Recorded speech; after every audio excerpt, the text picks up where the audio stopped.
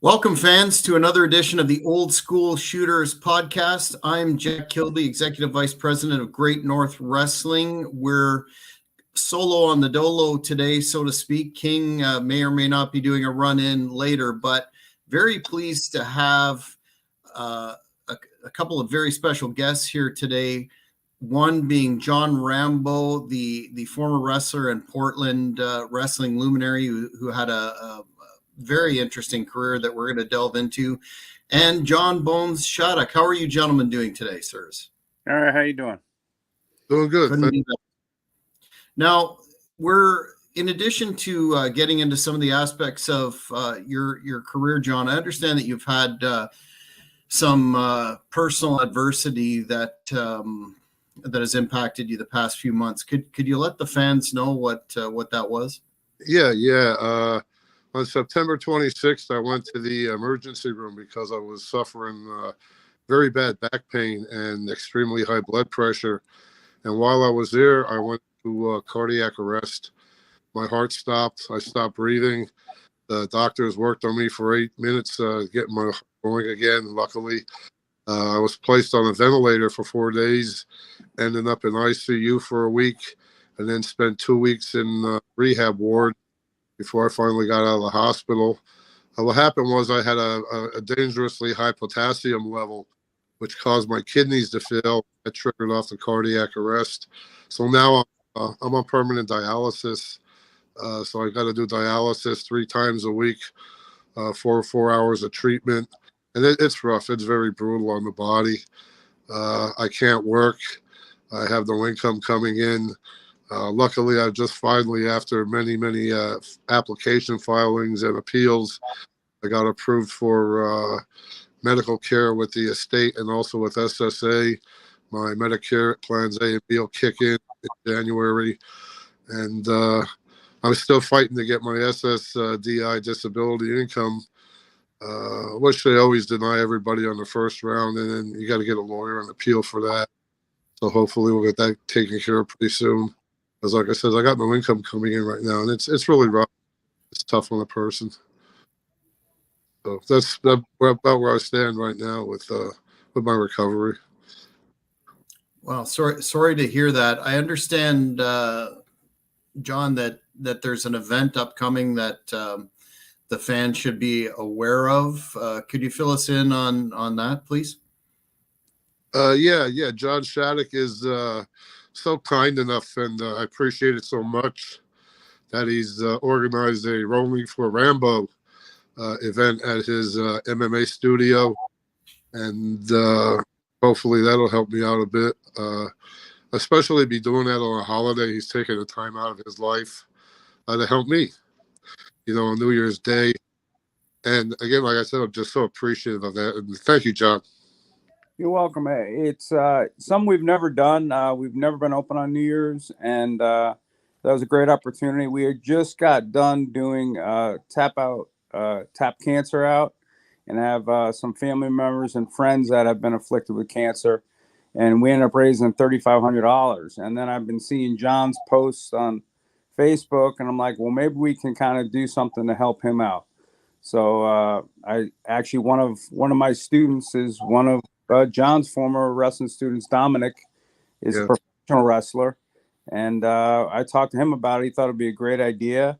It gives everybody a chance to come out after New Year's after having a rough night, and best cure for a hangover is to get out there and roll on the mat. We normally have a guest fee of $25. What we're going to do is take 100% of that guest fee and put it towards it. I've reached out to a bunch of the other jiu-jitsu schools in the area. I know there's not going to be a lot of schools open on the 1st, so see if we can get a bunch of bodies in there, get a good sweat going, have some fun, and raise some money. Fantastic. Thank you. You're welcome. So we'll get to. I understand you have a GoFundMe too, and we'll put the link in the description of this video, John. We'll talk about that towards the end. But a lot of wrestling fans like myself are very familiar with your work from the Portland territory, and that time frame that you were there. You want to talk about a who's who of incredible classic pro wrestlers from Roddy Piper to Scott Norton to Billy Jack Haynes to Crush Brian Adams. What are your general memories of the promotion at that time? Because it was towards the end of the territory era where I guess business was, even though you've got that incredible list of talent and so many memorable matches, the business was at that particular downturn at the time. Yeah, the business was that's about when it was starting to drop a lot. But I was just fortunate because I was only in the business maybe like 2 years when I got called out to Portland. I went out there with that amazing list of talent. And basically at that time, Portland was considered one of the WWF, WWE developmental territories. Anybody that went to Portland usually ended up with WCW or WWF. I myself had a few offers, but, for personal reasons, I chose to keep doing what I was doing. It was a great learning experience for me out there, working with a lot of that talent, top-notch, big-name talent. I was fortunate to be a Pacific Northwest Portland tag team champion with my partner, Colonel De Beers. I held the Portland TV title. So I had a good run while I was out there. And in fact, I was the very last match to be seen on Portland Wrestling TV, TV 12, versus one of the Blues Brothers, Ronnie Harris. Big Ronnie Harris. So, yeah, I had an incredible time out there. Like I said, a great learning experience for me. I think one of the things that the fans, the longtime fans, still remember and talk about is Don Owen as one of the, as promoters go. We have various personalities and reputations throughout the business, especially in the territory days. But Don Owen seems to be universally regarded and loved as a great guy to work for and a good payoff guy considering the size of the territory. Was that your experience working with Don? Oh, absolutely. Don was fantastic. I really hit it off good with Don. Don was a great guy. Up there in years, but he was down to earth. He treated everybody with respect if you showed him the respect. He took care of everybody as much as he could. And again, when the time the business was doing rough, he kept us working, 4, 5, 6, 7 nights out of the week, and had television. So he did everything he could to help us all out. We all benefited from Don. Don was just an all around, probably one of the best promoters I ever worked for. Yeah, it's funny. I spoke to Brian Adams before his death many years ago, and he said he used basically the same words. So another question that a lot of fans ask about that era in particular was the Portland Sports Arena and just how unique an environment that was as a converted bowling alley, I guess it was. And do you have any? You've worked in other territories and locations, but what made that such a unique and still talked about venue to this day? Just the whole setup about it, the whole aura behind it, having the what they call the crow's nest up there with the cage around it, with Don Koss doing the commentary, the bleachers set background, chairs around the other 3 sides. And like you said, it was a bowling alley, a converted bowling alley, and just the whole setting was something special, not like anything else around. And the fans were up close and personal with the ring. It was a lot of fun, and made for some very memorable television along the way. Now, when you started your career, I understand that you caught the tail end of Ivan Koloff's career, and basically, correct me if I'm wrong, had your first kind of major program with Ivan. Do you have any memories of that situation? Oh yeah. Again, I was so fortunate to be able to tour the South Pacific Islands. Guam, Saipan, Ponape, Palau, right off the Philippines there. Just an amazing time. But yeah, I got to feud with Ivan Koloff with his famous steel chain matches. And in fact, when I was working for an independent organization, which I became a big part of, the National Wrestling League, NWL, based out of Hagerstown, Maryland. I became the very first ever NWL heavyweight champion when Ivan Koloff put me over in Kaiser, West Virginia, in a big match. So yeah, I had a lot of matches with Ivan, and again, another great talent to work with, and somebody as new and green as me, getting the opportunity to learn from a seasoned veteran, a superstar like Ivan. It was amazing.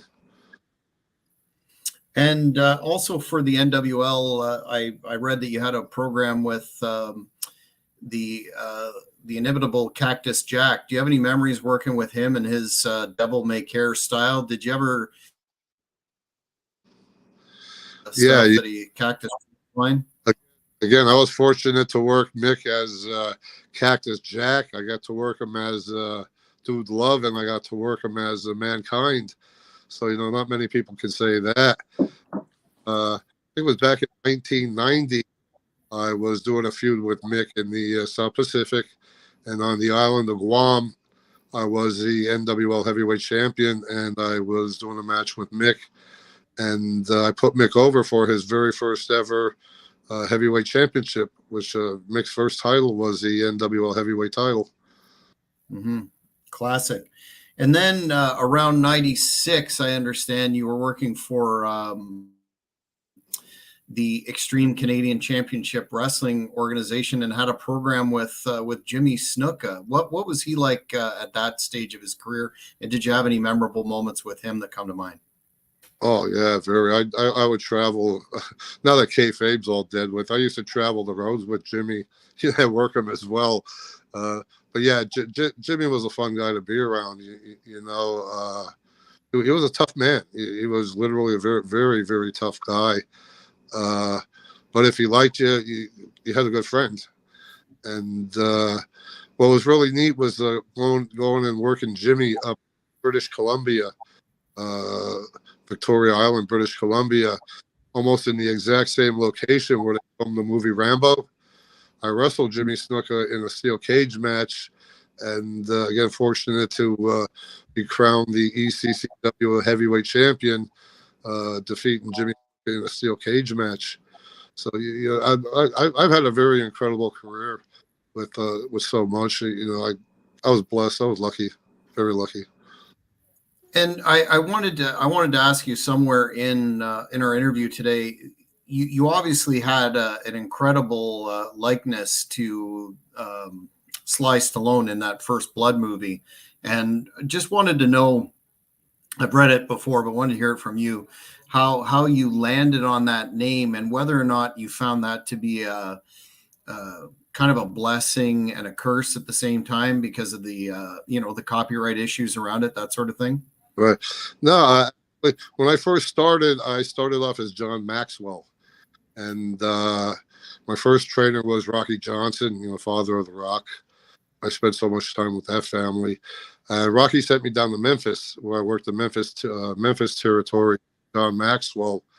And again, there, another good story. So lucky to have Louisville Gardens in Kentucky. I was working a wrestler by the name of Tower of Pain, who went on to be known as The Undertaker. And I got a win in a match against The Undertaker. He hit me with a steel chair. He got disqualified, but still, I got the win.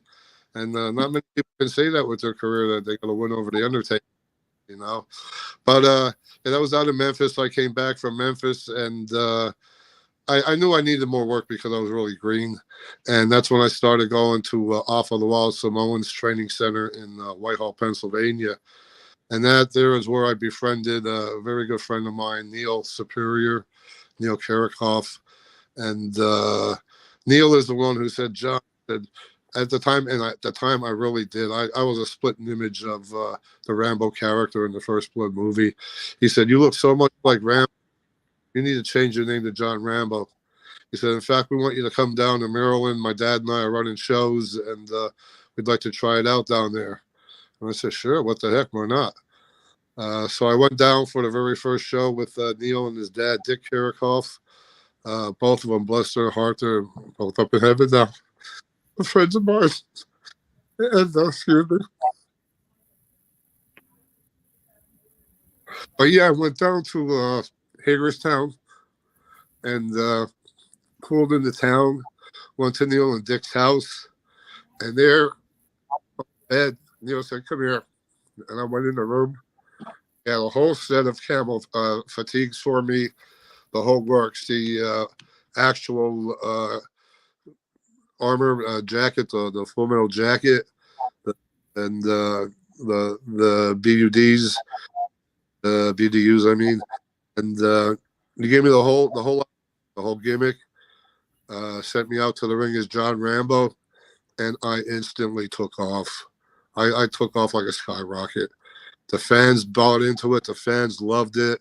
Promoters loved it. They were calling me left and right. I caught the eye. I don't know if you remember referee Dick Worley, big time referee with WWF back in the days. And Dick was running the WWE house shows up and down the East Coast. And he was booking me on these shows with all these big WWE superstars, WWF at the time. And here I was, just John Rambo, an independent worker, never working on TV before, except down in Memphis. And Dick really was impressed with my look, with my gimmick, my charisma, my whole work style. And he wanted to hook me up with a tryout match with Gorilla Monsoon, even back then that early, to go try out for the WWF. But I knew I wasn't ready for it at that time. And that's when I decided to head out to Portland and get the much needed experience I needed. You know, I headed out there then as John Rambo, and that's where everything went from there.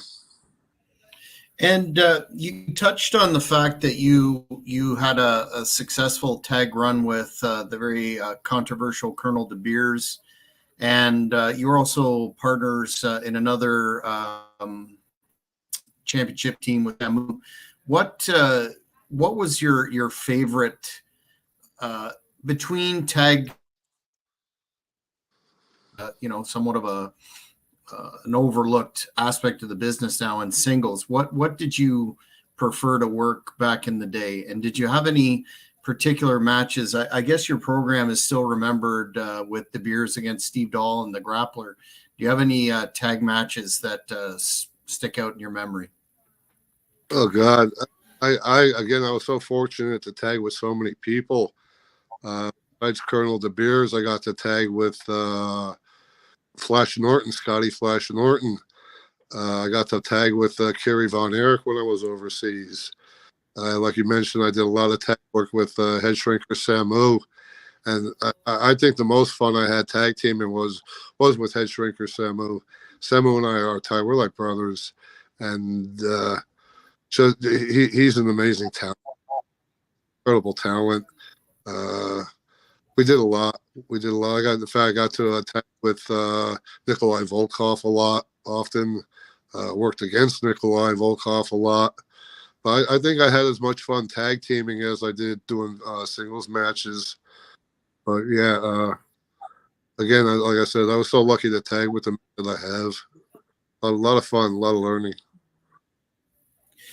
Now, when you got to be a little more seasoned or whatnot, did you look into runs? You mentioned about having contact with Gorilla Monsoon. Did you look at perhaps a run with WCW, or how did that process work for you, or did you purposely avoid the major feds at the time for reasons that you felt you needed more seasoning, or didn't appeal to you? Because, as you said, you had all the tools. You had a hell of a look. You were a great worker. You were good on the stick. So I'm sure the fans are wondering why that never happened for you. Yeah, the one thing Portland did teach me was the politics involved, behind the scene with television wrestling and all the cutthroat backstabbing that goes on with that. But putting that aside, yeah, over the years, I was really starting to get into my own and reaching my prime, 1996, when I was working Jimmy Snook up in Canada. And it was at that time when I got a phone call later towards the end of 1996 from Dick Kirchhoff that I found out that his son Neil, my friend had passed away, and Neil had a school in Maryland. And Dick asked me if I wanted to come back home, back east, and take over the school. And I just thought, wow, what a heck of an opportunity that would be. Put me back east, close to my family, and teaching young guys, breaking into business, all the things I picked up. So I jumped on that opportunity, and I went back, and in late January of 1997, I took over Neil's school, where it was Neil's Superior Wrestling School. I changed it into Neil Superior Pro Wrestling Training Center / House of Pain, and it took off. It took off big time. I to this day I can't believe how well it took off. I was training guys left and right, and in fact, that's where I came up with the idea that we have the International Wrestling League that was running good monthly shows, and I was training all these guys and gals, and I thought, why don't I start up a training league, a sister league to the National Wrestling League, and that's why I came up with the House of Pain Wrestling Federation, where every Tuesday, Saturday evening that we were doing road shows, I was putting on practice shows. They were like shows, but I call them training sessions. But if you didn't know any better, it looked just like a regular show to the fans. And I did them for free. I didn't charge the fans nothing. We would cram 100 people as much as we could into that little tiny school in the basement of the old DMV building in Hagerstown, Maryland. People stacked on top of people. And I would bring in big names. I would bring in Head Shrinker Samu. I'd bring in the Patriot, King Kalua, whoever was available, Gangrel, all kinds of guys, Gilbert. You name it, available, they'd come down and they'd help out. And we just packed the place. Over the years, I ended up doing over 1,500 free shows for the fans, which gave the wrestlers a very good opportunity to work in front of a live crowd. We did the videotape. So I try to do it as much as a old school territory, television territory, just like Memphis was. I set it up, based it up just like that. But going back in 1997, when this was all taken off, I believe I had 5 offers from ECW at the time to come with them and try out, and a handful, I'd say 3 tryout offers with WWE then. And I opted not to do it. I was enjoying what I was doing, and my goal then at that time was to make Neil's school, best that it could possibly be, and keep it going, since he was no longer with it. And I was so content and well off with what I was doing. I didn't want to go back into that scene with the politics of a TV and fighting, feuding with behind the scenes and having pissing contests, so to say, of who was going to get the hot spot or not. And I didn't want to deal with it. I was very happy with what I was doing. I loved what I was doing. And I'm glad I did. I did what I did, because I've trained some phenomenal talent, guys that are being seen today on WWE. A good student of mine was on SmackDown, Napalm Bomb. He goes now as DeMarcus Kane. Brandon Scott, being seen left and right on SmackDown, on Raw, on AEW Dark. He's got something big coming up. I can't mention it.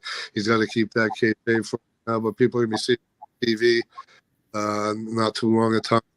And also one of my really well-known students, I'd have to say, would be Luke Gallows, who's right now with the OC and with Anderson and with the OC on WWE. So, yeah, the original club, yeah. Right. AJ Styles, right? Mm-hmm. Yeah. I was so fortunate to have the group of talent that I got to train, and I got a group of guys down in Cumberland, Maryland area. They went by the name of the Highwaymen, Leslie Letterman, Jake Davis, and Tate Griffin. He went by, and the 2 brothers, Jake Davis and Tate Griffin. They're doing a fantastic job, continuing on where I left off. They got a training school down in now Elite Pro Wrestling. And they just got themselves a new school and studio in Kaiser, West Virginia, and they're going to be instituting basically the program they were taught with, doing a training, doing a free weekly shows, giving the guys the opportunity to work, weekly like you need to do during this business, and again in front of a crowd. But yeah, I've turned out some amazing talent that I'm extremely proud. Absolutely. I would be remiss if I didn't ask you the question. This podcast is called Old School Shooters, as you're aware. And one of the incidents that the fans talk about a lot still to this day, and I think it was your story was told on the 605 podcast and others, was the incident, the shoot incident, if you will, with Art Barr. Oh, yeah. And I was wondering if you could... because there's a huge mythology to this day online about how that happened, what happened, et cetera, et cetera. And if you could enlighten the fans, they'd very much appreciate it. Absolutely. I'm glad you brought that up. Yeah, because there are some fans that think, they don't know the whole story behind that. That was a mess at the time. That was back in, I believe, 1994. The commission was really cracking down on promoter Sandy Barr. He was running shows at his flea market right along the Columbia River in Portland, Oregon. And nice big place. And we had TV on Coin TV 6. And what Sandy was doing was charging the fans to park in their parking lot, not to get in for admission to the events. And the commission was trying to catch him charging the fans and then paying the wrestlers. And the commission was trying to drag in all the wrestlers to get them to so-called stooge off Sandy Barr as to what he was doing. And none of us would do it except for a couple guys. And I don't want to mention no names, but one of the guys was very tight with the commission. Instead of being tight with the promoter and the boys, he was more tight with the commission. And he was feeding the commission all kinds of information. And Sandy was starting to catch wind of it. And so one of this guy's friends, another worker, I'm not going to mention his name either, he went to Sandy. And to get the heat off the stooge, real stooge, he went and told Sandy, hey, Sandy, John Rambo's the one filling in the commission with this information. Anybody that knows me knew that I didn't get along with the commission for various reasons. The commission didn't care for me. I didn't care for him. But I don't think Sandy knew that at the time. But this worker went to Sandy and said, the stooge is John lying through his teeth. And instead of Sandy coming to me like a man and questioning me, he decided to take matters into his own hands. He called his son up, Art Barr, who was working down in Mexico at the time as American Love Machine, and had Art come up. He told Art, "Go ahead, shoot on Rambo. I want you to mess him up in the ring." And I had no idea. I thought just Art and I were going to go out there and have a regular match. I wasn't the craziest of friends with Art. I got along with him, but Art could have been a wise ass at times. Art was like to cause trouble. Art liked to rib a lot. Art liked to play games. Art liked to joke around a little bit too much. And so I always had a little bit of animosity towards Art. And my style at that time was very rough. I wouldn't call it what they say stiff. Some people did call me stiff. I called it tight. I like to make it look real. And I did a lot of martial arts in my wrestling at the time. I was a black belt in Taekwondo when I was 14 years old. So I incorporated a lot of that into my wrestling style. So I knew what I was doing. And here it is. We're on TV. We have our match. We're going out to the ring. And they start the match where I'm supposed to jump Art, American Love Machine, in the beginning of the match because I was the heel at the time. He was supposed to be the big baby face. And I jumped him. I laid into him. I gave him a couple good kicks, a couple snug kicks into the jaw, into the face. Nothing that hurt him. But before you know it, he turns around and pow! He punches me right in the mouth, full force, drives my tooth through my lip. I mean, I got blood gushing down. Now I'm pissed. I'm hot. A lot of people would have said, okay, that's it, stop. Not me. I just took it, licked. I said, let's go. Come on. You want to play like that? We'll play like that. So I let him get his shine. He gets over in the beginning of the match. I figured, okay, he did what he was going to do. Whatever it is, he's cooling down. But I'm still hot. Now it's time for me to start my heat, and I lay into him. Now I did get stiff. I gave him stiff body shots, stiff forearms to the back, stiff kicks to the chest, to the gut, to the legs, to the shoulders, the arms. But I didn't touch him in the face. I didn't do nothing that would cause injury. I was letting him know that you want to play games with me in the ring, you're not going to play games with me in the ring. So I got it out of my system during my heat, and now it's time for him to take it home. I said, go ahead, take it home. The finish was supposed to be he'd shoot me off, give me a clothesline, take me in the corner, shoot me in the corner, charge in, jump up, do Frankensteiner on me out of the corner, flip me out and pin me. And that was fine. I'm a businessman. I'm out there to do business. I'm not out there to actually, have a real fight. If that was the case, we would have fought and ended that match a long time ago. So it's time to take it home. I said, go ahead, take it home. Art shoots me off the ropes, and he comes off with a flying clothesline. And instead of going for my chest, which I was expecting, I had my face looking forward, he nails me square in the face. My nose ended up on the side of my face, shattered my face in 8 places. I seen bright. I couldn't see. I was on the mat. You get the video, you can see he goes to pick me up off of the mat, and he lets me go thinking I'm going to collapse, and I didn't. I was so effing mad. I got up, and I could see the fear in his eyes because my vision's starting to come back. And he takes me, he shoots me in the corner, he comes charging in, and I step out of the way. And right away, he knew something up, and he hooks the 2 ropes with his arms in the corner. And he's facing, chest into the turnbuckles. And I grabbed him by the hair, and I turned so hard, his hair, I dislocated a finger turning him. And when I got him turned all the way around, I went to give him a roundhouse kick to the face because I'm going to shatter his face now. And luckily, he pulled his face up, and I caught him right in the throat. And I messed his larynx up. And I hurt him. I knew I hurt him. And I started laying into him. Boom, boom, boom, boom. I started giving it to him. And then I said, okay, again, enough's enough, because I didn't know it was intentional. I said, take it home. I wanted to shoot him back in and go for his Frankensteiner. Instead, because he was so messed up, he just quick grabbed me, put me in a small cradle roll-up, which I went with it. And again, if you see the video, you can see he's trying to hold me in this small cradle. And it's 1, 2, 3, and he's trying to hold me, and I bust out of it. And he quick goes out of the ring. And I'm standing in the ring, nose over here, blood going everywhere.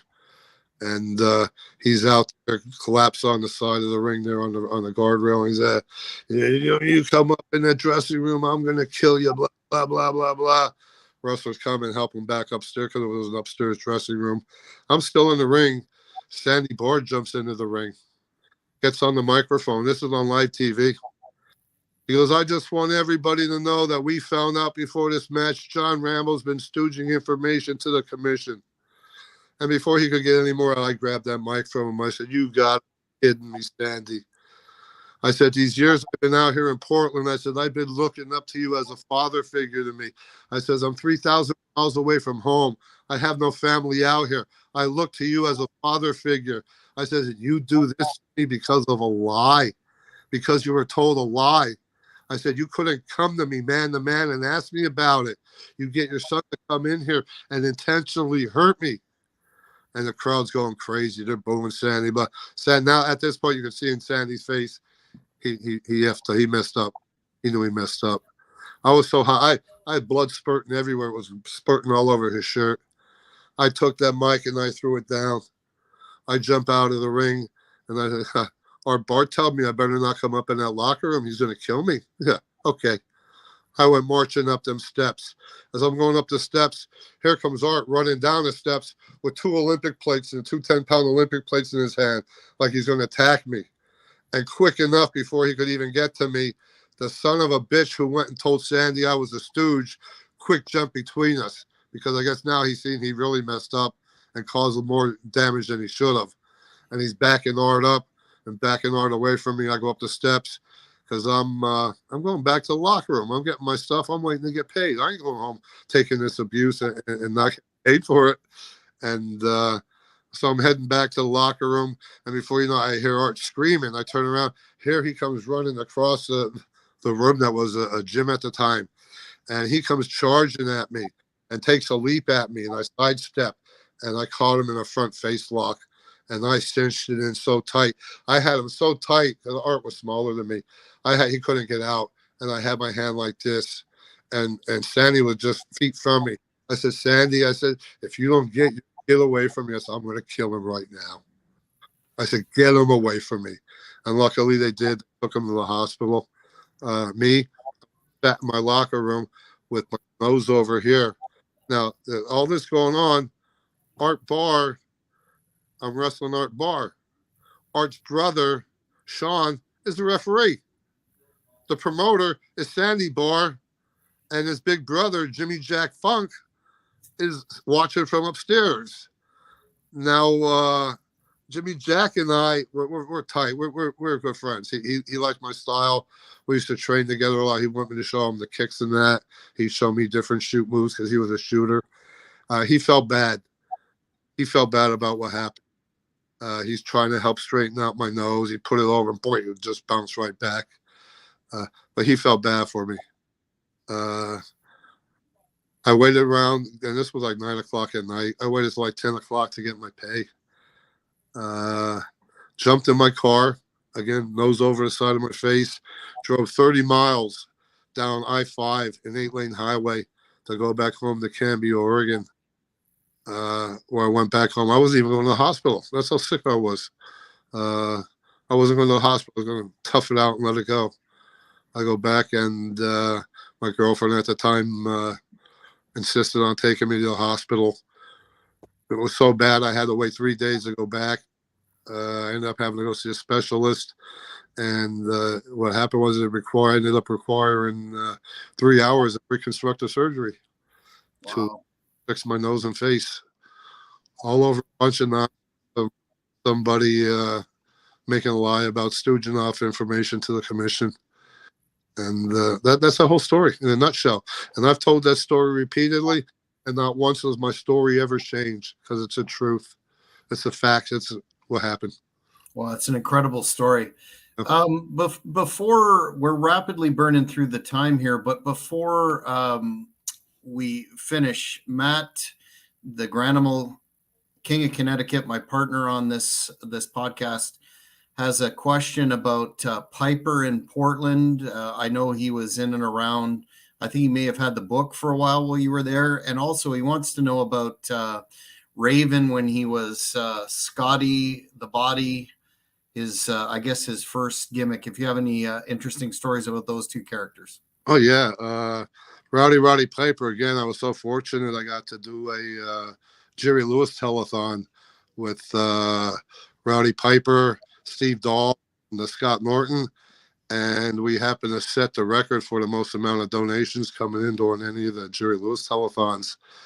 So yeah, I was lucky to work with Piper, but yeah, Raven was Scotty the Body, and he was a baby face out there, one of the hotter baby faces, and I was just there in the territory not that long, and somebody, I forget what it was, but somebody was ribbing me in the locker room, and Scotty tried to defend me or whatever and told him to back off, and he ended up telling this to another good friend of mine, Equalizer, Davey Sullivan. Went to WCW as Davey Sullivan, big former Pittsburgh Steelers football player.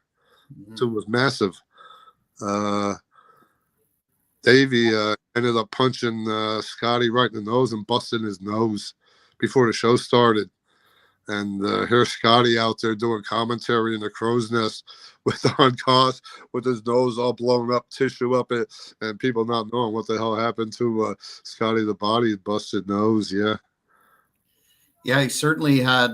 You could see with his commentary work and other appearances there, he certainly had a real affinity for getting heat from the crowd and the boys for sure. Yeah. Last kind of general question about the topic of pro wrestling in the modern era. What do you think is the major issue with the way that wrestling is presented as a television product now, or streaming services or whatever? And I'll back it up a bit. The reason I ask that is those of us who are lucky enough to see the territories and the golden age of wrestling, we're all still talking about Portland wrestling, Memphis, et cetera, with fond memories, and don't get that same sort of feeling that the modern fan, say 20 years from now, will be talking about whatever feud Bobby Lashley was involved in this week or whatever. So there seems to not be that same sort of connection with the audience. Do you have any thoughts on the state of the business today in that respect? Yeah, it's evolved so much, and I think I can't believe how well it's doing, but how bad I think it's doing. Like you said, back in the day, everybody looked like a brute in that ring. There wasn't a fan sitting out in that crowd that would say, "Oh, I'll get in that ring and I'll kick that guy's ass." Today, you got wrestlers that are in the ring that look like they should be sitting out in the seats. The realism isn't there no more. The laying of stuff in isn't there anymore. It's like acrobatics, gymnastics. This jumping over the top rope out. How stupid you got to be standing outside a ring to watch a guy hitting the ropes a couple times, go run and dive over the rope, and you stand there and let him land on you. Move out of the way. There's no realism to it anymore. The guys, so many guys just don't hit the gym anymore. They don't look like athletes. It's a shame. It's so bad that independent level, you got guys 160 pounds that are getting title belts put on them, because they're friends with the promoter, or they sell a lot of tickets, this or that. And this is exactly why WWE is going side of the independents and seeking out actual athletes, whether they be football players or rugby players or whatever the heck they may be. They're looking for real athletes, and then taking them down to Florida to the performance center and training them properly the right way. Because too many of these guys today on the independent circuit think, oh, they go jump in the ring before a show because they help put the ring up, and somebody who don't know what they're doing is going to teach them what to do, that they're considered pro wrestlers. It don't work like that. And then they wonder why they don't get picked up by somebody, because they don't got it. They don't have it. They never will have it. That ain't how you go about getting into this business. Back in the day, if you didn't have a certain look, if you didn't have a certain size, they'd laugh at you. That, or they'd kick your ass and take your money and send you home. It's just the realism's gone. That awe of looking in that ring and seeing these giant men beating on each other is gone, unless you got Brock Lesnar or Lashley out there doing it. You get these other guys 200 pounds and lighter, just it's not believable. To me, I don't find it entertaining. Yeah, I couldn't agree with you more, and I think you've precisely hit the nail on the head about it's a real dichotomy that the business, well, some companies are making record profits, yet the product itself just doesn't interest a lot of us old school fans who are really blessed to see individuals like yourself play the trade. Bones, I just wanted to, since we're running towards the end of our time, just wanted you to once again, before we close with John, plug your event, sir. Yeah, we're going to be doing Rolling for Rambo. We're trying to get any jiu-jitsu people in the Maryland area. You want to come down and roll New Year's Day from 12 to 2. We are going to do Rolling for Rambo. It's normally a $25 guest fee. We're going to take that guest fee and we're going to apply it towards John and help him out. And hopefully he can grow some legs. We get a lot of bodies in there. have a lot of fun on New Year's. Get rid of your hangover. Come in and train at Shaddock Martial Arts. Sounds awesome, and definitely encourage all the fans who are able to check it out. John, before we close, I just wanted to give you the floor and thank you very much for your time. Very, very interesting interview for me personally, being a huge fan of Portland and yourself. I understand you have a GoFundMe that if the fans are able should support. Could you give us that information, please? Yeah.